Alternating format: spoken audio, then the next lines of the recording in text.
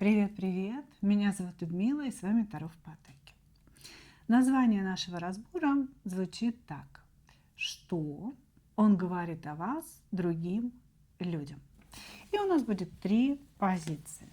Выкладываю их перед вами, пожалуйста, загадывайте, да, мужчин ваших.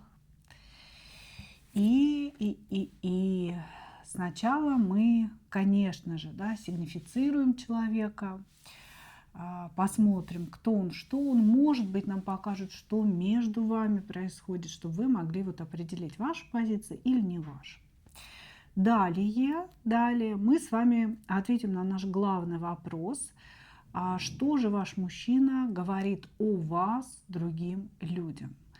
Каким людям? Что именно говорит? Искажает ли он факты ваших отношений? Или же все представляет таким, какое оно есть? Да? У вас могут быть какие-то общие друзья, или даже вы не знаете его друзей. Да? У него может быть мама, с которой на вас разговаривает. Да бог его знает, может, он и с женой вас обсуждает, если вдруг он женат, да, а вы, например, там, в чем-то ему помогаете, может, вы его доктор, да, или еще кто-то. Вот, то есть ситуации бывают разные. И, собственно говоря, выясним вот этот вопрос, что конкретно он говорит, да, что им двигает в этот момент, когда он что-то говорит. Вот, ну и, собственно, возьмем небольшой совет для вас, как вам реагировать, да, как себя вести. Может быть, эта информация вам поможет выбрать правильную линию поведения. Итак, двоечки, троечки идут у нас в ожидание. Единички. Начинаем с вас.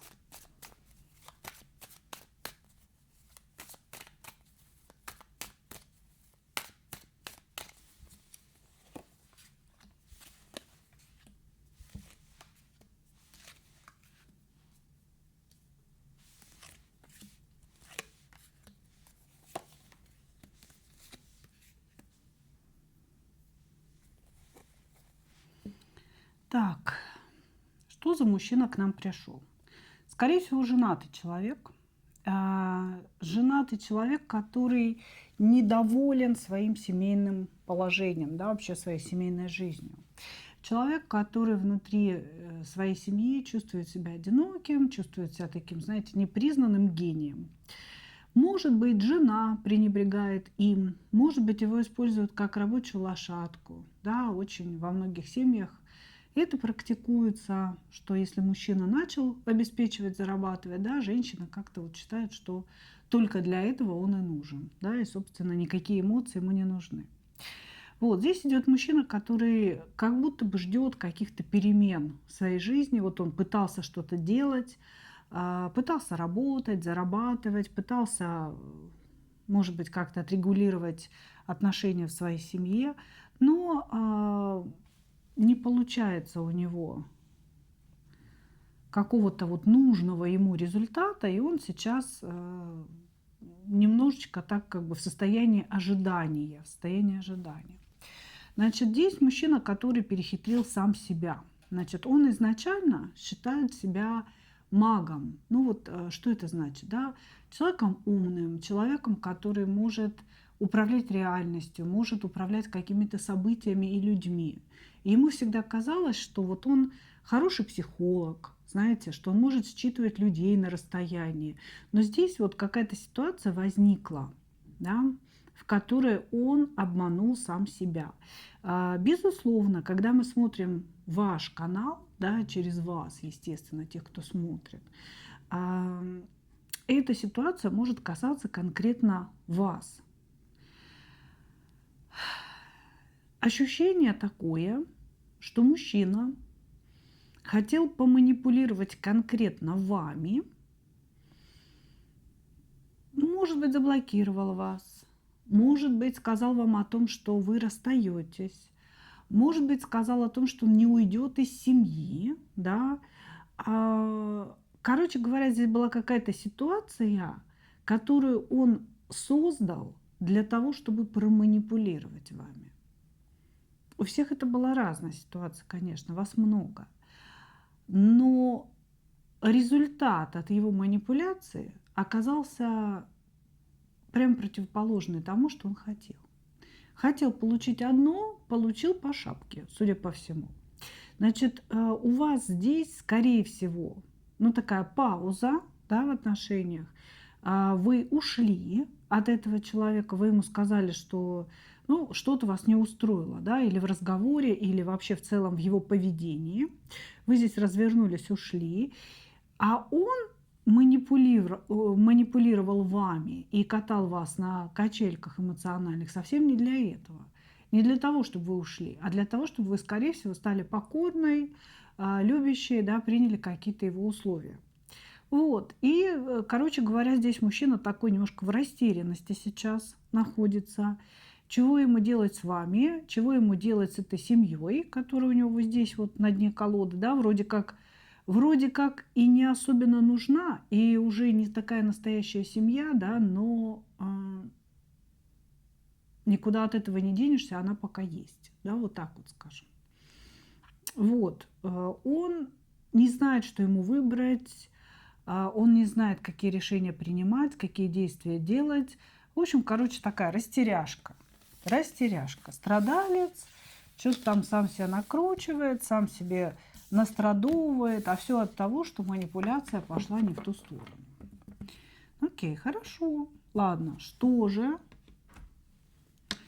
он о вас говорит другим людям? И говорит ли вообще? У меня волосы попадают куда-то за рубашку, и оно щекотится все.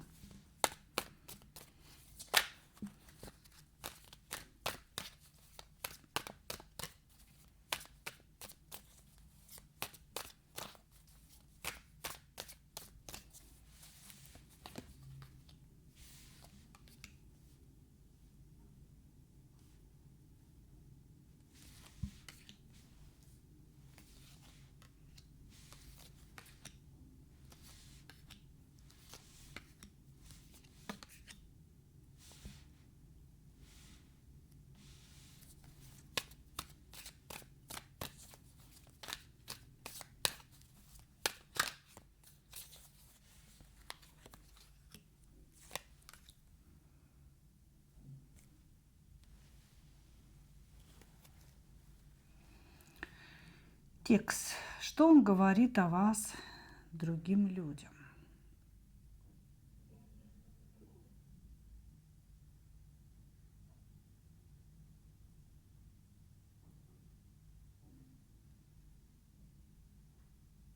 Очень странно. Здесь помимо императрицы, то есть мужчина здесь точно женат, помимо императрицы есть еще две женщины, с которыми он общается. И это все помимо вас. И как-то, блин, это не очень все хорошо, если честно. И такое ощущение, что, ну вы уж меня извините за эмоциональный окрас, да, это трепло говорит каждая из этих женщин о вас вообще. И выставляет, честно говоря, он вас в очень некрасивом свете.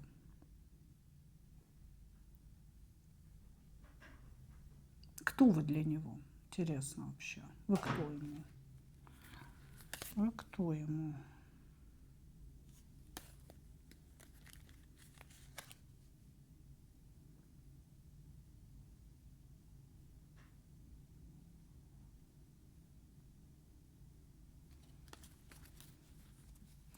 Очень интересно мне показывают вас карты. Карты говорят о том, что вы можете быть его женой. Или вы жена и смотрите на мужа, которого вы подозреваете в измене и в том, что он может распространять о вас какие-то слухи на стороне. Или вы женщина, к которой он хотел бы или собирался уйти от своей жены. Потому что здесь серьезные отношения, и вы выходите здесь по десяточке кубков, да, вы выходите здесь по справедливости, это значит, что вы можете быть вполне его женой. И, блин, то, что я сейчас вижу, это совсем как-то вообще нехорошо и некрасиво, да. То есть, если вы жена, то ваш муж, которого вы просматриваете сейчас, разговаривает о вас с двумя молодыми женщинами, И с одной императрицей это может быть его мама или какая-то старшая сестра, да, допустим, вот с кем-то из родственников. А, говорит он буквально следующее, что ваш брак пропал, что если бы не финансы, если бы не дети, если бы не какие-то, ну, какая-то недвижимость, да, то есть имущество, он бы давно уже ушел. Он говорит о том, что вы стали скучной, недовольной, непривлекательной для него. Ну и, собственно говоря, именно поэтому он ищет себе эмоции на стороне. Но вот эту он говорит в частности вот этим вот двоим женщинам молодым, с которыми у него явно есть какие-то отношения. С одной есть сексуальные отношения, с другой есть отношения романтического характера. Здесь очень похоже на то, что вы именно жена, а он вас бесконечно обсуждает с двумя любовницами и с маман своей. Вот просто здесь какая-то классика жанра. Вы знаете, я понимаю, что вот прям в узком ключе сейчас вещаю, да, но, блин, как на ладони информация, как на ладони. Вот. Некрасивые вещи, говорит. Брак развалился, естественно, виноваты вы. Из-за того, что вы как-то здесь расслабились, как женщина. Говорит о том, что он очень зол, что он вас не особенно хочет, что у него нет никаких планов по сохранению семьи, но вы его якобы держите в этой семье. Семья превратилась в одиночество вдвоем, ему хочется эмоций, ему хочется жить, а вы его как бы удерживаете возле себя. Ну, вот это я прочитала для жен, чтобы вы понимали, да, как бы если вы жена, вот это все происходит. И да, у него есть две пассии, вот они прям все нарисованы. Если вы не жена, но знаете о том, что человек женат, ну тогда кто вы, какова ваша роль, если он обсуждает вас со своей женой? Быть может, здесь жена ревнует его к вам, и он, не знаю, вынуждена ли, да, очерняет вас и говорит о том, что да, она никакая, да, она, слушай, как бы там, может быть, у вас какие-то финансовые взаимоотношения, да, она мне нужна только, чтобы там что-то пробить на работе, например, да, там финансовый потолок и так далее. Она никакая, она абсолютно скучная, меня она как женщина не интересует и так далее, потому что этот человек говорит каким-то женщинам о вас, что вы его абсолютно не волнуете, абсолютно не интересуете как женщину, что у него нет каких-то планов развития отношений с вами, потому что вы ему не интересны. Вот так. Ему с вами скучно, ему с вами никак.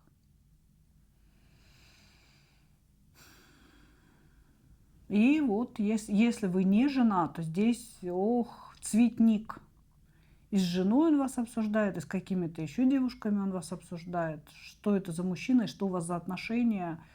Ну, и если честно, хрен разберешься. Обязательно напишите в комментариях, да, что ж у нас тут за рыцарь такой с жезлом наперевес. А как-то на самом деле, окей, вот он вот это все говорит, как на самом деле, внутри него. Слушайте, это муж ваш. Опять перевернутый император. Как на самом деле? Он говорит, что он устал быть вашим мужем, он устал, ему скучно, ему тяжело, он не чувствует себя заинтересованным вообще в дальнейшем движении. Вот и все. Он говорит, я тащу на себе все просто потому, что я тащу на себе все. Все. Человек здесь не чувствует себя важным, нужным и очень сильно сожалеет о том, что происходит. Это вот просто, ну, слушайте, это конкретно для позиции, да, для жены, которая смотрит на своего мужа. Окей, хорошо, давайте смотреть совет для вас.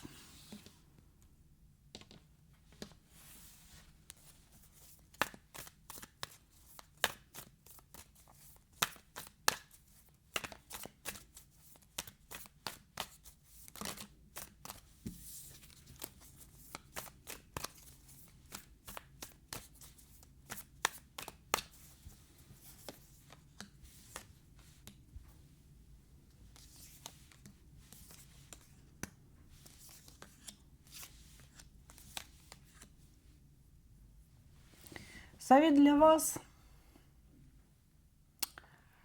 А,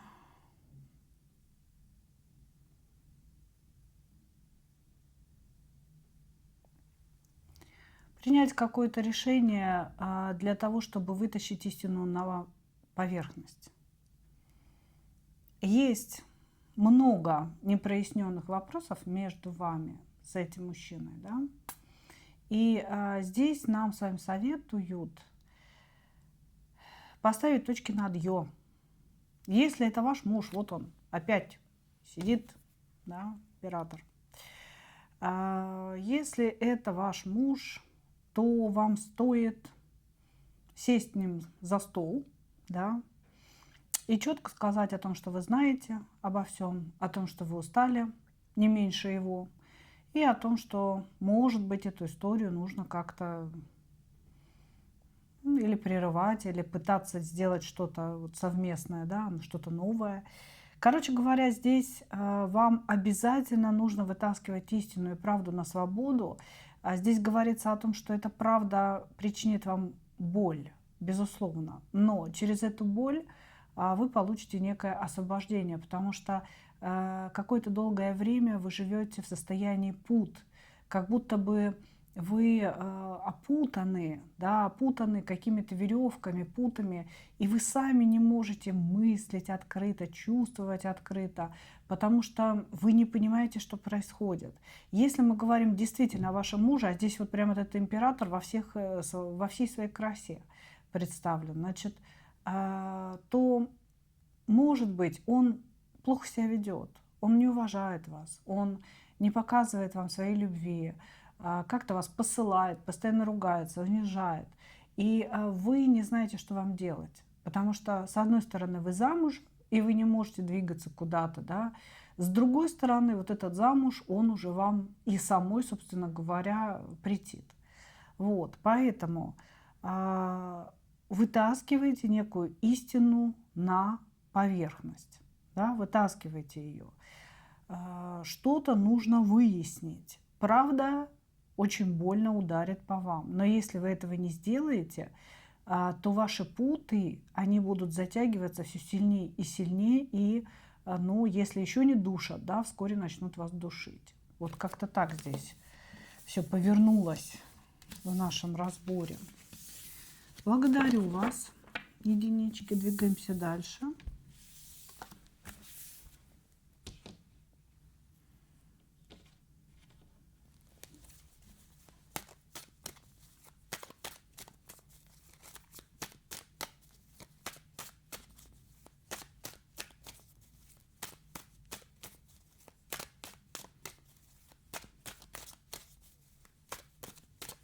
Двоечки. Так, пришел человек с очень нестабильным эмоциональным фоном. Человек, который сегодня может быть очень ровным, рациональным, спокойным. И вот вы с ним разговариваете, у него есть как бы доказательства всех его мыслей, да, есть эти мысли. И вот он все это излагает очень ровно, хорошо, спокойно. Но как будто бы что-то перещелкивает у него в голове, и он в какой-то другой день или там через 2 часа после вашего общения, да, может предстать перед вами в роли совершенно другого человека. У вас всегда возникает ощущение какой-то странности, да, его поведения. То был один серьезный, спокойный, уверенный в себе, то хренак как будто переключился в какого-то эмоционального, порывистого, где-то агрессивного человека, эксцентричного человека. Вот, то есть здесь странная такая энергия идет на мужчину.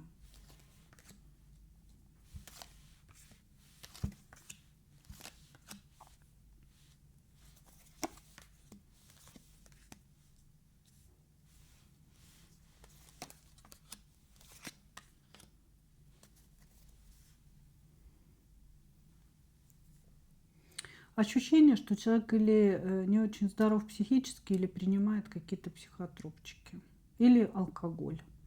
Ну, если честно, алкоголь вряд ли дает такое странное переключение. Здесь действительно у мужчины очень нестабильная психика, потому что он то чувствует себя маленьким ребенком, которого недолюбили, недообнимали, не додали ему что-то, то совершенно взрослым мужчиной, который может взять ответственность, еще что-то сделать, да, как-то вот которому можно доверять и так далее. И здесь вот он в этих двух ролях присутствует, а они ведь, эти роли, они как-то исключают друг друга. Я думаю, что вы здесь вообще не знаете, что с ним делать. Ну, потому что он так вот не всегда адекватно себя ведет. Вот, значит, что еще за мужчина? Ну, во-первых, между вами какие-то переписки и расстояния. Вы можете быть не вместе, да, и общаться только посредством вот этих переписок. Или же расстояние здесь берется как возраст, да, то есть вы можете быть старше или он может быть старше, но карты никогда не показывают разницу в возрасте, ну, в районе там, 2 лет, да, нет, или там 4 даже лет. Это если большая разница в возрасте, ну там, не знаю, 7 лет, 10 лет, 15, 20 лет, тогда карты по миру показывают разницу в возрасте. Вот. Значит, что еще здесь можно сказать? Здесь мужчина манипулирует женским сознанием при помощи чувства жалости и чувства вины. То есть он всегда ставит себя в позицию жертвы какой-то перед вами, и как будто бы вы виноваты, как будто бы вы должны. Вот вы должны что-то ему объяснить, почему вы такая, а не другая. Вы ему должны что-то дать, вы его должны долюбить. То есть вообще, в принципе, вот в обоих вот этих своих ролях, назовем это так, он все время ждет от вас чего-то. Ждет от вас чего-то, но вы не можете до него докопаться, потому что это не чистый дьявол, а перевернутый иерофант. Когда вы начинаете выводить на поверхность ваши отношения, то есть спрашиваете его, что происходит, объясни мне, пожалуйста, почему ты так себя ведешь, да, что ты хочешь от меня, он уходит в иерофанта, он говорит, да, ты неправильно меня поняла, да, как бы между нами не те отношения, ну, допустим, если у вас какие-то рабочие отношения, да, он сразу в свою скорлупку. Валентина Петровна, вы что? Вы что такое мне пишете? Я ваш доктор или я ваш юрист. Вы вообще как бы окститесь, возьмите себя в руки. Вы что там все напридумали? Какие такие отношения? Да, то есть уход в иерофанта – это уход в свою правильную позицию. Да, и это ты не так поняла, это ты не так себя ведешь, да, это ты что-то себе напридумывала, но ничего этого нет, говорит он. Или же, да, если, допустим, у вас все-таки отношения, не рабочие какие-то, а именно отношения, он, что такое уход в иерофанта, да, это я прав, в этой ситуации прав я жертва, ты не права, ты неправильно меня поняла, да, и ты неправильно сделала. Вот как-то так нам описали мужчину. Давайте посмотрим, что он говорит о вас другим людям. Каким таким людям он говорит? Тихо и спокойно.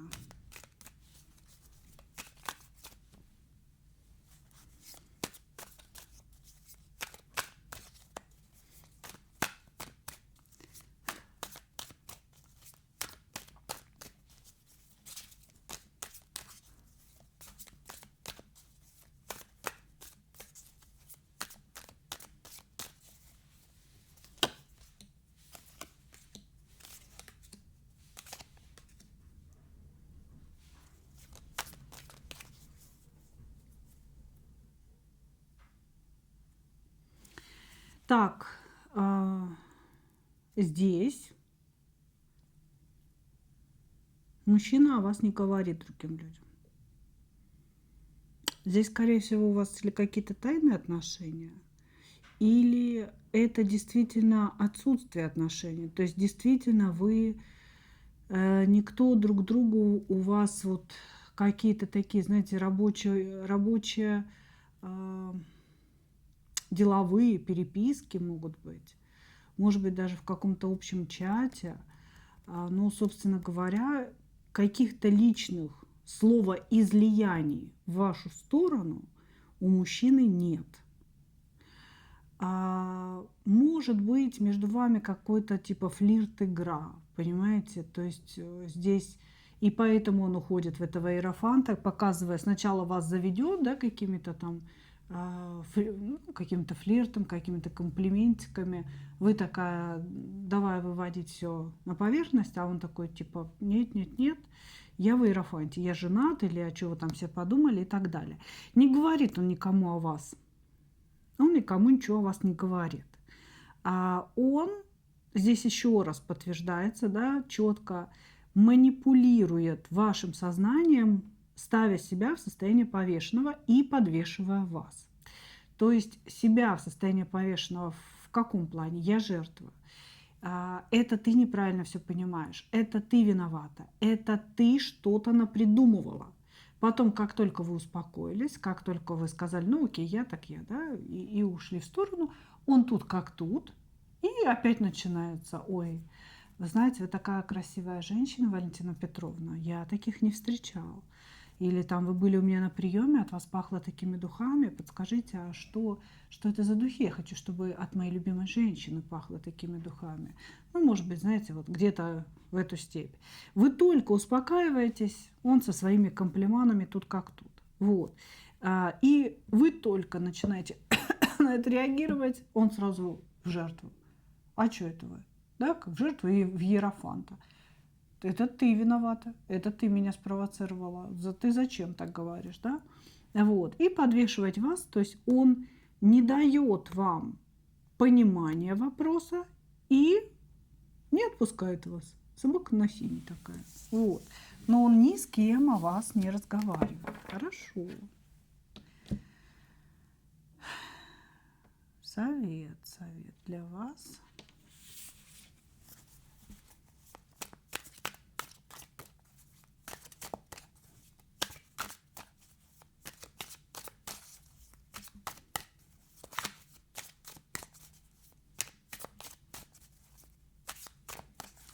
Совет для вас.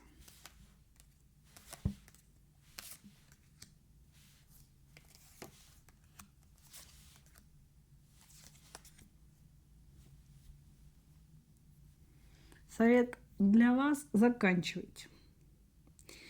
Совет для вас такой. Выбирайте себя, выбирайте свое благополучие и свой здоровый эгоизм. Вот что вам говорят. То есть этот человек на расстоянии никогда не будет вашим. У вас никогда ничего не произойдет. Не могу, шерстинки листаны просто щекотятся страшно. Значит, здесь никогда ничего не начнется. Для него это какая-то такая, знаете, своеобразная игра. И здесь человек прикалывается, развлекается. Ему нравится, наверное, самоутверждаться за ваш счет. Поэтому совет для вас: заканчивайте в эту игру со своей стороны. Заканчивайте так, чтобы ему неповадно было. Да, выбирайте себя, свое благополучие, свой здоровый эгоизм, потому что вот эти вот перетягивания, да, иди сюда, иди отсюда, иди сюда, иди отсюда, очень сильно влияют на вашу самооценку. То есть вы эту самооценку постоянно роняете каждый раз, когда вот он так себя ведет. Это чужой для вас человек. Здесь, кроме как бешенства в его сторону, у вас ничего не будет. То есть он будет постоянно вызывать у вас вот эти негативные эмоции. Ну, как бы все. Понимаете? Поэтому здесь заканчивать нужно. Благодарю вас. Двигаемся дальше.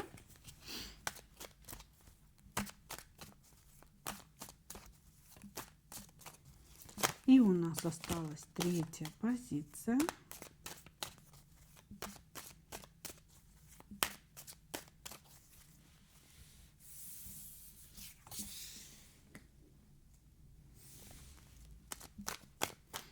Ну, у нас такой, знаете, человек, который сам себе что-то напридумывал, сам обиделся, сам со всеми поскандалил.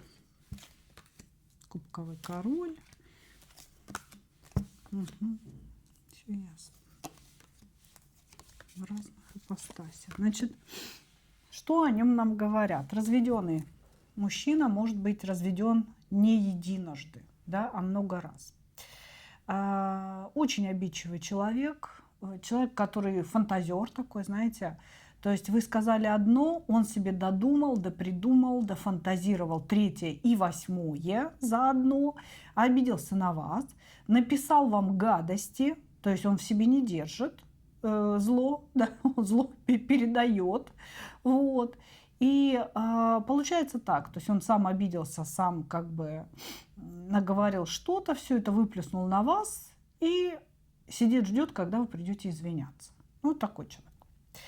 Дальше. Он считает, что он дарит женщинам какие-то невообразимые эмоции. Он считает, что он очень хорошо понимает женщин и в сексе, и в общении, и в тактильности. То есть я могу женщине дать вот просто я не знаю что. Понимаете? Вот ну, такие эмоции, ну вот такой секс, что любая мечевая королева будет кайфовать со мной, говорит он. Значит, и на самом деле он всегда ищет себе, первое, женщин постарше и женщин строгих, холодных, добившихся чего-то в этой жизни своим умом и своим трудом. Он ищет таких, знаете, рациональных, которые не ведутся на вот эти все слюни, сопли и песни на укулелях. И начинает обрабатывать их, я думаю, вас в том числе, вот, ну, какими-то сообщениями. Мне нужна только ты. Мне нужна вся ты. Со всеми твоими проблемами, детьми. Я буду рядом, я рядом, помни об этом. Вот понимаете, вот вы ложитесь в больницу, например, да, и вам нужна реальная помощь. Первое, чтобы кто-то, может быть, приехал, оплатил ваши процедуры, может быть, поговорил с доктором, да, когда вы сами не можете, вам плохо, привез вам что-то в эту больницу. Но от этого человека вы можете увидеть сообщение в телефоне: «Я рядом». Не переживай, я всегда рядом. И никаких действий реально. То есть это кто у нас? Бол. Вот, значит, что еще? Жадный он, как не пойми кто. Зациклен вообще на теме денег, на том, что можно, на что можно тратить, на что нельзя тратить. И, конечно, ну, например, находиться с ним в отношениях, да, это постоянно давать отчет в ваших тратах. Ты не туда потратила. Зачем ты купила такой дорогой отдых? Вообще отдых не должен быть оплаченным, да? Вот. Зачем ты купила туфли? Зачем ты купила то? Колбасу можно подешевле кушать, да, например, там, из туалетной бумаги. Зачем ее из мяса покупать? Вот. Здесь мужчина, который постоянно вот на этой тематике может вот прям плешь проесть. И ищет себе женщин реализованных. А для чего ты реализованных ищешь себе? Ну, для того, чтобы вгонять их в дьявола. А ты что, Альфонс? Ну, где-то так. Да, где-то так. Такой не совсем Альфонс, это такой полумечтатель. Ну, если дадут, если обеспечат, то хорошо, да. Если не обеспечат, дальше пойду. Не то, чтобы перед нами прям такой охотник за богатством, но почему-то выбирает женщин постарше, холодных, жестких, недоступных и богатых, да, для того, чтобы сделать все, чтобы у женщины снесло голову, сделать все, чтобы вогнать ее в связь по дьяволу, да, может, он еще и замужних ищет, вот, но не совсем для того, чтобы деньги с нее получить, да, хотя от этого он никогда не откажется. Здесь скорее человек самоутверждается через подобные отношения. Вот. Ну и если вдруг это еще и денежки принесет, то вообще будет хорошо. Ладно, смотрим. Что он говорит о вас другим людям и кому?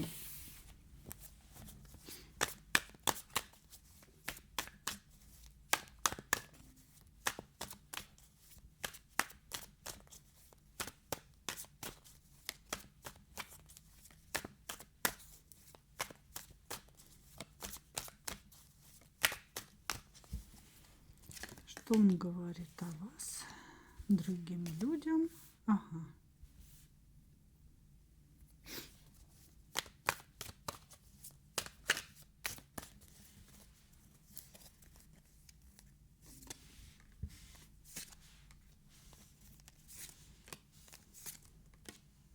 Так, здесь тоже ничего не говорит.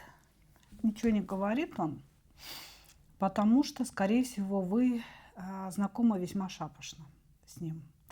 То есть нет каких-то общих людей, которым он может о вас говорить. Вот.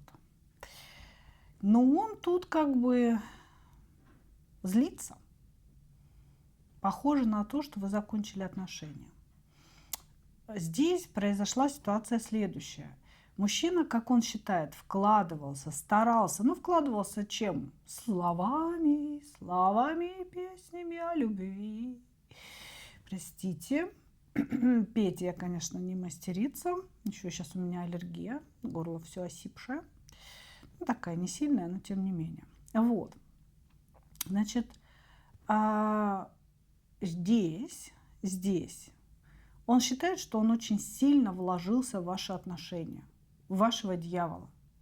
Что он вас заманивал в этого дьявола, значит, заманивал. Ночью он не спал, придумывал план. И получилось так, что он сам на вас залип, потому что вы ему отказали, или вы порвали отношения, вы сказали, что все, конец, уходи, дверь закрой, да, вот, значит, и что произошло? После вашего отлупа он подвлюбился. Здесь, понимаете, в чем дело? Мужчина любит только себя.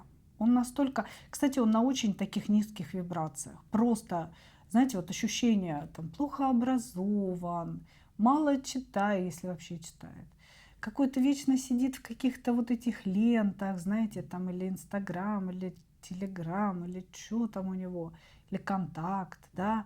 И вот он как-то вот по низам, у него все какое-то про письку, про пожрать, про выпить. Вот как-то так это все, понимаете? Потому что, ну, просто колоссальная пожовая энергия. Колоссальная. Как будто бы человек вообще даже не мыслит выше вот этих пожовых энергий. Вот, значит, здесь, как говорится, случилось все наоборот. Как только вы закрыли дверь, мужчина вдруг ощутил жгучее желание вас иметь. Вы сразу стали суперсексуальны, вы сразу стали супер ему нужны, и красавица, и умница, и вообще вот она мое все, да, но именно потому, что здесь закрыты двери, и она недоступна. Он к вам прилепился, короче. Тут дьявол его схватил и конкретно его посадил на цепь. После вашего поведения. Как-то вы себя так повели, что у него сработали вот эти вот механизмы в психике, да? Она ушла, значит, я ее люблю. Как-то так. Хорошо. Ну, давайте совет для вас возьмем, да? Говорить никому ничего не говорит. Все внутри себя. Ну, что-то такое страдает здесь по дьяволу. Хотел бы, значит, все возвернуть назад на своих условиях, естественно. Не на ваших же. Совет для вас.